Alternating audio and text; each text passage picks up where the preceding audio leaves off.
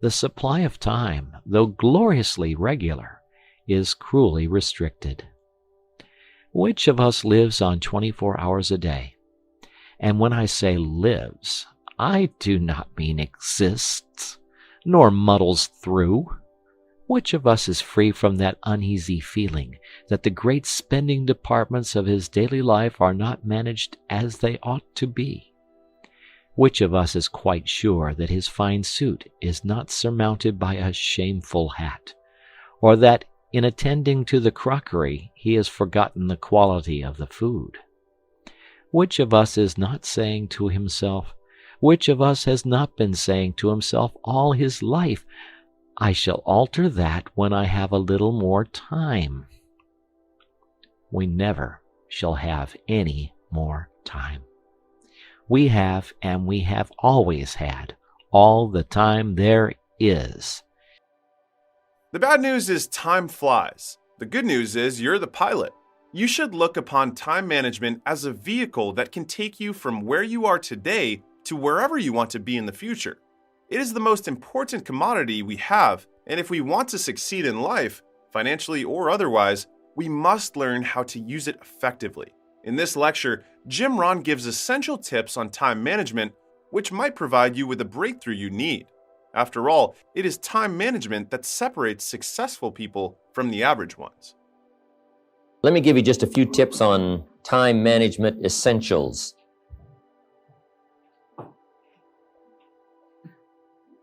First of all, you run the day or it runs you. A little simple analysis. It's not that difficult to get something started, and you run it for a while, and after a while it starts running you. That's part of the challenge. I told my staff one day, giving birth to a tiger is one thing, learning how to ride it is something else, right? Sometimes you start it, and then it turns around and starts giving you all kinds of trouble. Next, the time you've already committed to labor is enough time. If you're working already 8-10 hours a day, that's about it. You just can't work much more than that. Bursts at a time, you can work 12, 14, 16, right? And I'm sure we've all learned to do that, put in the extra time. But after a while, you pretty well have to put your life in balance, or your health is in jeopardy, and your heart's in jeopardy, your blood pressure is in jeopardy, a lot of things, if you don't stay in balance. So you don't have to put any more hours, probably. All you have to do is just make better use of the hours. A cliche we've all heard. It's not the hours you put in, it's what you put in the hours that counts. Now also, you need a written set of goals, time management essential, priorities. Good plan for the next 10 years especially, some of the things you want to accomplish. Let our dreams pull us through, our objectives sustain us, get us up early, keep us up late, all right, drive us to do the disciplines, read the books, take the classes, study, whatever is necessary, and a constant review of your goals, because that's how you determine how to use your time, whatever priorities you're going for. Then you need a plan to achieve your goals, and game plans, laying out 6 months, laying out a year. When you do business internationally, several corporations, we just formed our first Australian corporation. You just got to have game plans to lay all this stuff out. Otherwise, it just doesn't get done. Things get missed. Taxes don't get paid. The details don't get taken care of. You've got to learn to think on paper. And if there's one thing under time management we can get across that's major, that one is it.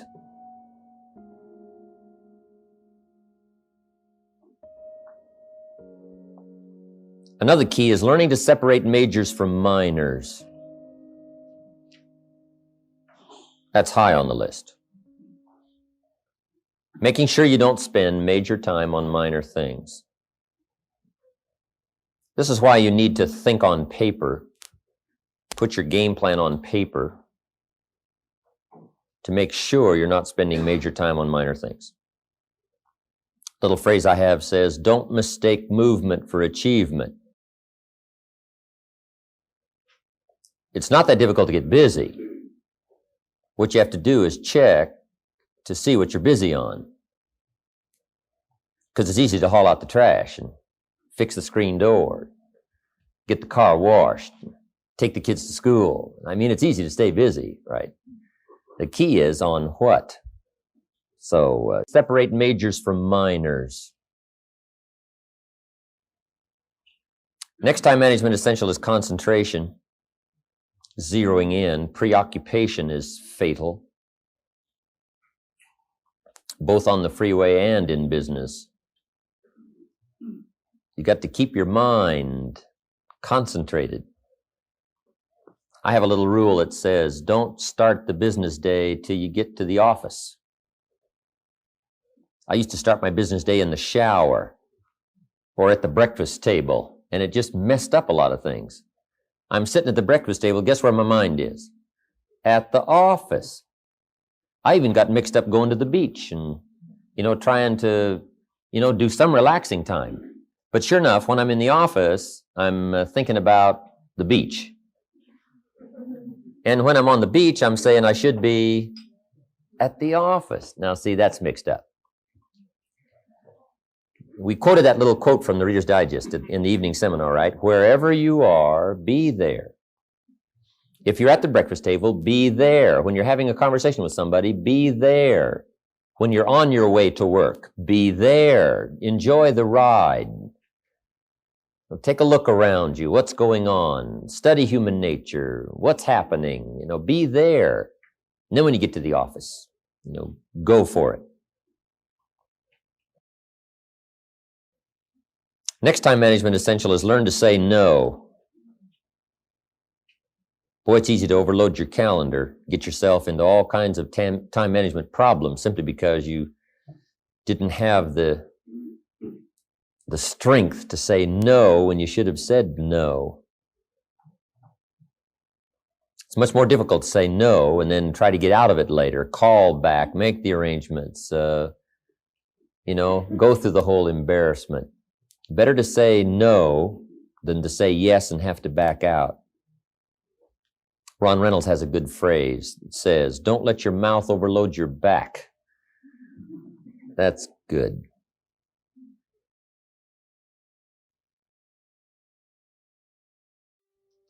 The next time management essential is when you work, work. When you play, play. That one I learned the hard way. See, if you're going to put in a day, just put in the whole day. And if you're going to take some time off, take it all off. Right? Take the whole day off. If you're going to work a day, work a good, long, hard day. If you're going to play, play, play all day. Either work all day or play all day. Because guess what? If you're gonna knock off at 3 and go play, guess what you're thinking about all morning? Right? Knocking off at 3 o'clock. I mean, it just, it's one of those things. It's hard to zero in, on something and make it productive if you're making plans to do something else. Now, part of this depends on what you do and depends on your work schedule and the job you have and the business you have, right? I understand that. Everything we're talking about these 2 days needs to be altered and monitored and worked around to fit your particular situation. I understand that. I have a builder friend of mine up in San Jose. His name is Peter Paulson. Peter's got it down pat. Peter works a week and takes off a week. That's the way he's got it arranged. He's a builder. Now, it's kind of clever, though. See, he works 5 days, takes off 9. That's a little... He says work a week, take off a week, yeah, but it's really 5 and 9. Because it's 5, and then it's a weekend, and 5 days, and another weekend, right? So, but what Peter does, the 5 days he puts in, he works, 14, 16 hours, almost around the clock, keeps 2 or 3 secretaries going, gives all the orders, the accountants, the superintendents, the builders, the whole thing, gets it all arranged, and works around the clock for 5 days, and then takes off. Now, you might not have the luxury of being able to do it that way, but just work on this. When you work, work. When you play, play. Okay, the next time management essential is analyze how you are and then either compensate for it or change. Sometimes you can remain how you are if you just make other arrangements. My staff discovered I'm a poor courier. They say, Mr. Rohn, here's a check for Jerry Haynes. You're going to be up north, right, in the next couple of days? I say, yeah, no problem. Give it to me. I'll see that he gets it. Guess when I next hear about that check? From my cleaners. Saying, Mr. Rohn, we found this, right? Now, I say, look, I know I messed up that time, but, next time I'll make sure. See, but it just doesn't work. I'm not good at it. So we've got a little rule at our office that says, don't give the chairman anything, right? Don't. It won't arrive. He can talk good, but he's a poor courier. It won't get there. So you just got to analyze how you are and then make the compensations for it. Now, you can promise to change all you want, right? But if you're not going to, then make the other arrangements.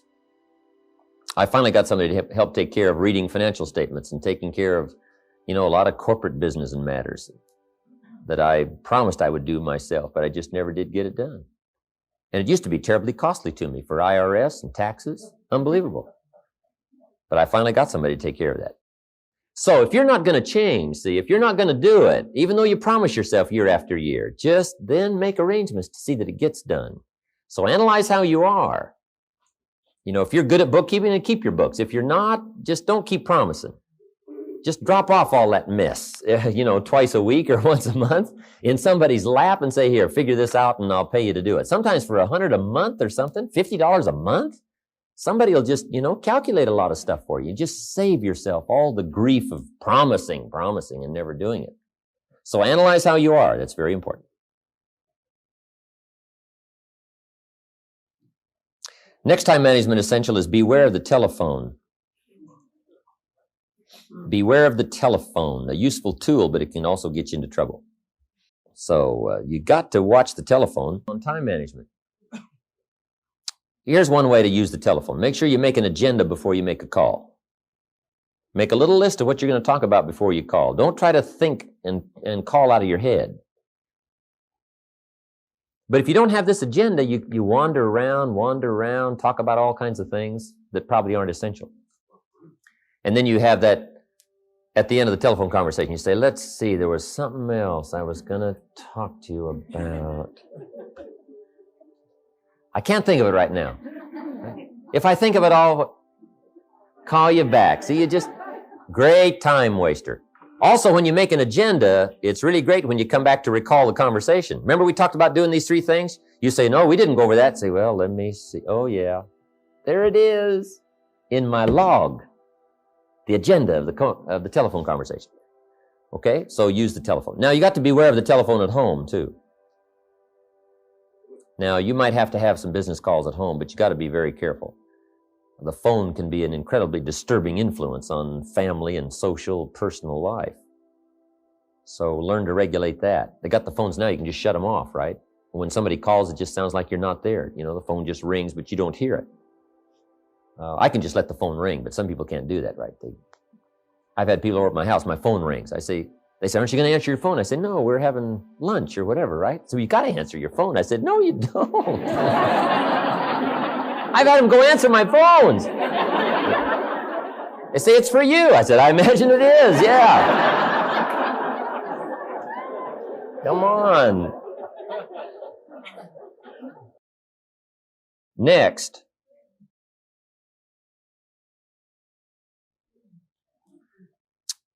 Time management essential is have a certain time to solve problems. We found that helpful, especially in the business world. We say problems after 3. Just set them aside. Now, you don't ignore them, but you just set them aside in a certain time frame. All the problem calls, you just call back after 3 o'clock and just go right through them. Now, also, in setting them aside till 3 o'clock, problem comes in at 9 o'clock. And you say, hey, 3 o'clock, Mr. Rohn's going to get on the phone and make all these problem calls, right? Call back all these answers. Guess what usually happens between 9 and 3? Somebody calls back and says, hey, tell him not to call. We've already got it worked out. But see, if you take that call when it comes, sure enough, now you got to spend time. We learn in sales training. People ask questions. You say, hey, save that till training class. Bring that question to training class. You just learn those time-saving things so you don't have to cover the same things with each person. Okay. Next on time management is read all the books. Just get you some ideas on time management from the books. There's books by Bliss, McKay, Lakin.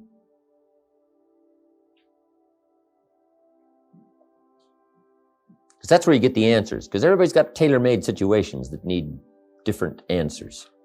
So just read them all. You know, some of them's got some kind of weird stuff. Right? If you're weird, do the weird stuff, right?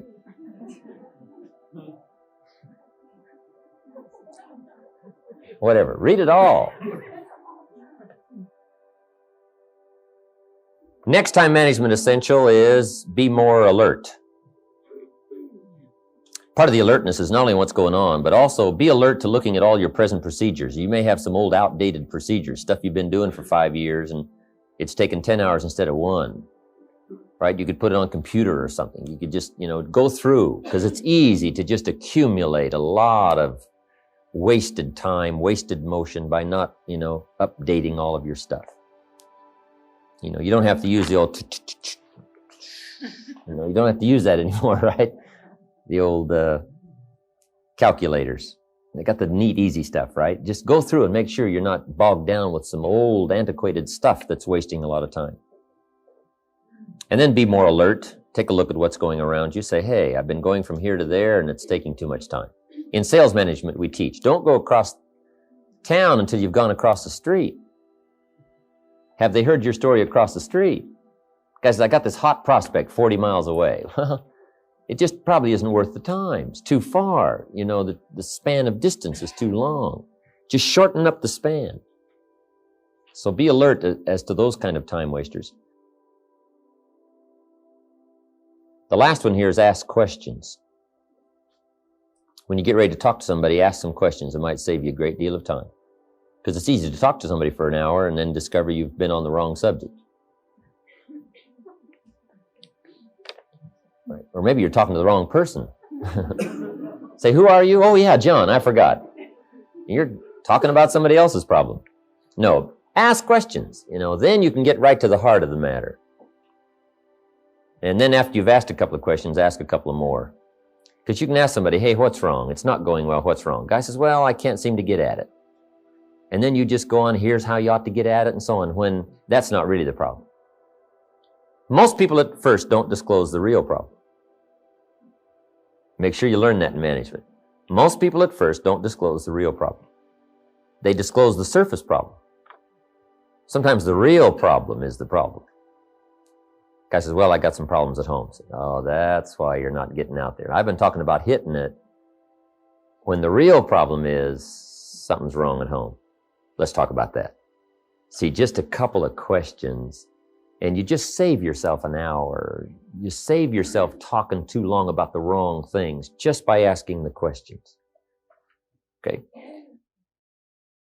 Mr. Ron's time management advice gives us a complete guide on how to eliminate time wasters from our life and also how to make productive use of the time we have. Don't let your circumstances control you. Stay in charge. Manage time. Don't let it manage you. Learn how to balance work and life. Wherever you are, be there. Learn to think on paper. Have a written set of goals. Set up a game plan to achieve those goals. Review your performance. Separate majors from minors. Don't waste major time on minor things. Rank your daily, weekly, and annual goals by their value and work accordingly. Learn to concentrate. Don't let anything distract you from your game plan. Don't overcommit. Learn to say no. Analyze yourself. Know what your shortcomings are and get them covered. Beware of the time wasters. Manage your time on phone. Make an agenda before important calls. Set up a specific time for problem calls. Be more alert. Keep your systems up to date. Work more efficiently by delegating tasks which cost you more time. Read books on time management. Don't beat around the bush. Ask questions up front. Nobody's ideas of success and time management are right unless you can apply them to your own life. Don't let anybody pressure you by saying, here's what you've got to do with your time. Resist all of that. Resist all attempts of other people to pressure you into becoming the model of their definition of success. Take advice and do it in a way that's right for you. People who appreciate themselves understand and respect the use of time. Both rich and poor people have about 24 hours a day. The difference between them is in the management of the time. Practicing a few simple disciplines every day can change your whole life. Your future can change. Your income can change. But you must get a handle on the management of your time. As with everything worthwhile, discipline must be practiced. Discipline is a very important factor in how you manage your time, the 24 hours given to you every day. It takes a consistent effort to truly manage our valuable time. Without it, we'll be consistently frustrated. Our time will be eaten up by others whose demands are stronger than our own. Efficient time management is a precursor to success. Whether you end up living your dreams or becoming a failure depends on how well you manage your time today.